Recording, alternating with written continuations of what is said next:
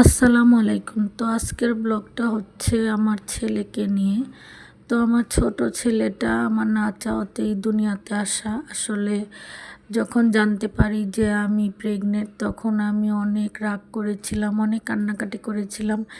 যেহেতু আমার 2টা বেবি আছে, তো আমি চাইনি যে আমার আরেকটা বেবি হোক।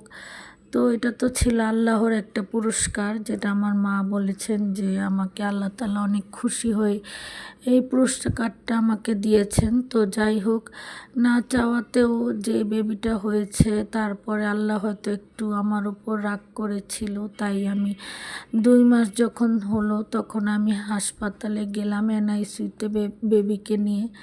তো যাই হোক, আল্লাহর অশেষ রহমতে আমার এই বেবিটাকে আবার আমি নিজের কাছে ফেরত পেয়েছি। তো আজকে ছিল 8ই জুলাই, আমার বেবিটার জন্মদিন। তো বেবিটা যখন হাসপাতালে ছিল, তখনই আমার হাজবেন্ড বলেছে ওকে হুজুর বানাবে। তো আমি সবসময় চাই না যে জন্মদিন মানানো হোক বা জন্মদিনের কেকটা কাটি। আসলে এই বেবিটাকে নিয়ে আমি অনেক অনেক অনেক কিছু আমি ফেস করেছি, যেটা লাইফে কোনো দিনই ফেস করিনি। তো যাই হোক, তারপরও জন্মদিন করতে আসলে চাই না। তো প্রতি বছর হচ্ছে আমার বোন আমার বেবিদের প্রতি 3জনের জন্মদিনে কেক নিয়ে আসে, আমার মাঝারো বোন।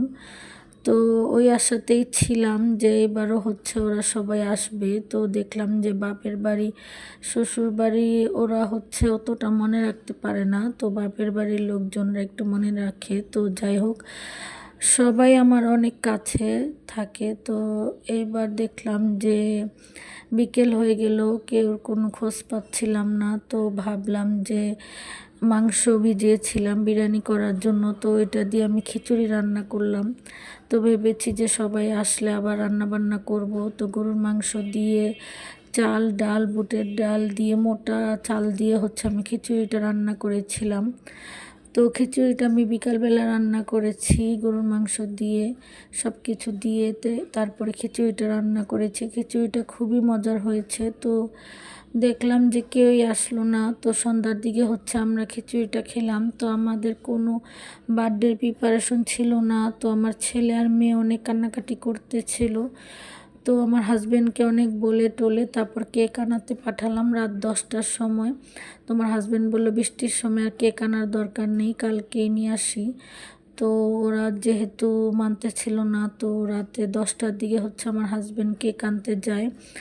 তো আমি বলেছি যে যেখান থেকে আমি কেক আনতে বলেছি ওই জায়গা থেকে আনলে আমি খাবো না, তো খাবো না। তো যাই হোক, রাতে 12টার দিকে হচ্ছে আমরা কেকটা কাটি। এই যে ছোট একটা কেক এনেছিল 2 পাউন্ডের, কিন্তু কেকটা খুবই টেস্টি ছিল। আসলে বাচ্চাদের খুশিতেই বাপ মাই খুশি হয়, এটাই হচ্ছে কথা। তো আমার সামর্থ্য অনুযায়ী আমি আমার বাচ্চাদেরকে খুশি করার চেষ্টা করেছি। যতটুকু আছে ওইটাকে নিয়ে আসলে আপনি খুশি থাকবেন। তো যাই হোক, হঠাৎ করে এই জন্মদিনটা তোমার হাজব্যান্ড দেখলাম বাচ্চাদেরকে নিয়ে বসলো। তো আমি হচ্ছে ভিডিও করলাম, আমি হচ্ছে ক্যামেরাম্যান, কারণ বাসায় তো কেউই নাই। এত রাতে কাউকে বলা হয় নাই। হঠাৎ করে জন্মদিন, তো আমার হাজব্যান্ড বলল যে কেউ যখন আসবে না তো না আসুক, আমরাই কেক কাটবো। তো যাই হোক, এটা প্রথমবারই হলো যে আমরা একাই কেক কাটলাম, এরকম কোনো দিনও হয়নি আমার বেবিদের জন্মদিনে। তো আজকে সবার চেহারাই শেয়ার করলাম। তো আমার হাজব্যান্ড বাচ্চাদেরকে নিয়ে কেক কাটার জন্য বসছে, পরে আবার বলতেছে যে আমার ভিডিও ফেস দিও না ভিডিওতে। তো আমি বললাম আচ্ছা দিব না, আসলে তো আমি দিয়ে দিলাম। যাক, এখন হচ্ছে কি মাঝে মধ্যে আসলে বাচ্চাদের খুশির জন্য কিছুটা আসলে ত্যাগ করতেই হয়। তো বাচ্চাদের খুশি আপনার খুশি, এটাই হচ্ছে ব্যাপার। তো আমি কিন্তু বাচ্চাদের খুশিতে আজকে খুশি হয়েছি, তবে একটু মনটা খারাপ ছিল যে একে একে জন্মদিনটা করলাম। তো মন খারাপ হলে কি হবে, আসলে আপনি আপনার যখন কেউ না থাকে তখন তো আল্লাহ থাকে, আর জীবন তো কারোর জন্য থেমে থাকে না। তো এই যে আমার বাসার কেক আসলে কি হয় দেখেন, যে যেভাবে পারতেছে সে সেভাবে কেক খাচ্ছে, মানে অদ্ভুত একটা ঘটনা। তো কেকটাকে ওরা সবসময় এরকমই করে, যে কোনো কারো জন্মদিন হোক, ওদের জন্মদিন হোক, ওদেরকে কেকটা এইভাবেই খাওয়া লাগবে, কিন্তু এই যে আজকে খেয়েছে আর খাওয়া হবে কি না ঠিক নাই, কারণ ওরা ওই যে ওই প্রথম দিনই যা খাওয়ার খেয়ে নেয়, পরে আর খেতেও চায় না। আর এই যে আমার মেয়েটা, ও তো আরও দুষ্ট, এক নম্বরে দুষ্ট। তো এই যে সবাই মিলে কেক খাচ্ছে, আর যার জন্মদিন ওই হচ্ছে টুপি পরে নেই, আমার ছেলে টুপি পরবে না। তো আমি বললাম যে 2টা কেন টুপি কিনে আনছেন? তো আমার হাজব্যান্ড বলল যে টুপি তো বাবুরা পরবে, বড় ছেলের পরার দরকার নেই। তো একটু রাগ করেছে। তো এই যে পোলাও নিয়ে আসছে, আসলে কিন্তু আমার এতগুলো খিচুড়ি রান্না ছিল, ভাত রান্না ছিল, ডাল রান্না ছিল। তো এরপরে আবার এই পোলাওগুলো নিয়ে আসছে। তো পোলাওগুলো আমি আনতে বলি নেই, নিজে থেকে এনেছে। তো আমি বললাম যে এগুলি আনার কি দরকার ছিল, কারণ কয়েকদিন ধরে মাংস খেতে খেতে এমনিতেই মুখের টেস্ট নষ্ট হয়ে গিয়েছে। তো বলল যে বাচ্চারা তো খাবে, আসলে বাচ্চারা আবার মুরগি পোলাওটা একটু বেশি পছন্দ করে। তো 12টা 12:30 বেজে গিয়েছে, আমরা রাত ওই টাইমেই খাবার দাবার করি, ডিনার। তো আমি দেখলাম যে এই রোস্টগুলো অনেক ঠান্ডা হয়ে আছে। তো আমি বাড়ার পরে চিন্তা করলাম যে একটু গরম করাই লাগবে, কিন্তু আসলে গরম করতে গেলে কি হয়, মশলাটা আসলে লেগে যায়, আমার তো আর ওভেন নাই। তো পোলাওটা গরমই ছিল, আসলে বৃষ্টির দিন তো হোটেলে তো রান্না করছে হয়তো দুপুরে। তো তারপর আমি আবার এগুলিকে নিয়ে আবার গরম করে নিয়ে আসছি। তো আসলে জন্মদিন আমি আসলে আমার ছেলেরটা করতে চাই না, এই ছেলেটা আসলে, যেটা আমার ছোট ছেলে, কারণ ও যেহেতু অসুস্থ ছিল। তো আমি চাই যে ওর জন্মদিনে আমি কিছু একটা করব, যেটা মানে আল্লাহর নামে হবে, যে মিলাদ টিলাদ কি, মানে গরিব মানুষদের খাওয়ানো। তো এটাও ভাবতেছি, হয়তো এটাও করব। আসলে জন্মদিনটা না করাই ভালো, কারণ আমরা যেহেতু মুসলমান। তো এই জিনিসটা আমার হাজব্যান্ডেরও পছন্দ না, আসলে বাচ্চাদের জন্য করতে হয়, আসলে বাচ্চারা যেহেতু চায় বাচ্চাদের খুশি। তো এই যে গরম করে এখন নিয়ে আসছি, এসে আমরা সবাই মিলে খেতে বসছি। আসলে আমরা সবাই একসাথে খাই না, কেউ কেউ রুমে খায়, কেউ হচ্ছে ওই যে আলাদাভাবে টিভি রুমে খায়, এরকমভাবে খায়।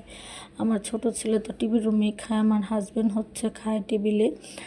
তো এই যে আজকে দেখেন খাবার সময় কী হয়, আমি সবাইকে বেড়ে দিচ্ছি। ওরা তো এরকম খায় না, অল্প একটু খায়। আমার ছোট ছেলে তো ওই যে হাবিজাবি খায়।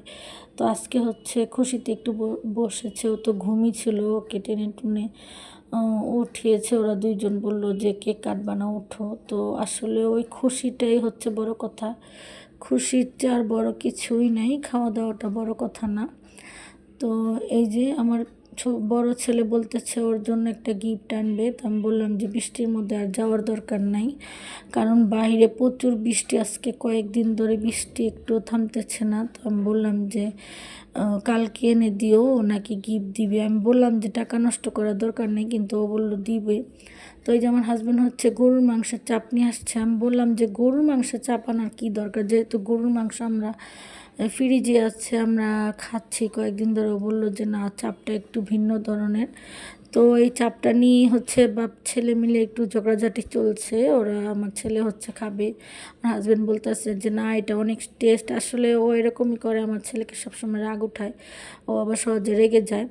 তো এই তো বাবা হচ্ছে ছেলেকে একটু মাংস ছিঁড়ে দিচ্ছে, ও বলতেছে আমার পুরো চাপটাই লাগবে। তো আমি বলতেছি যে না, তুমি মুরগির রানটা খাও না। ও বলতেছে যে না, আমার সবই লাগবে। যে বাবা হচ্ছে ছেলেকে খুলে দিচ্ছে, মানে আসলে ইউটিউব করাতে এই সবগুলো জিনিস আমি ভিডিও করতে পারছি, এটা একটা স্মৃতি। আসলে আগে তো ওই জিনিসটা হতো না, অনেক কিছু হতো। তোমার হাজব্যান্ড আমাকে দিচ্ছে খাওয়ার জন্য, আমি বললাম যে আমি খাবো না, কারণ গরুর মাংস খেলে আমার অ্যালার্জি বেড়ে যাবে। বলতেছি একটু খেয়ে দেখো।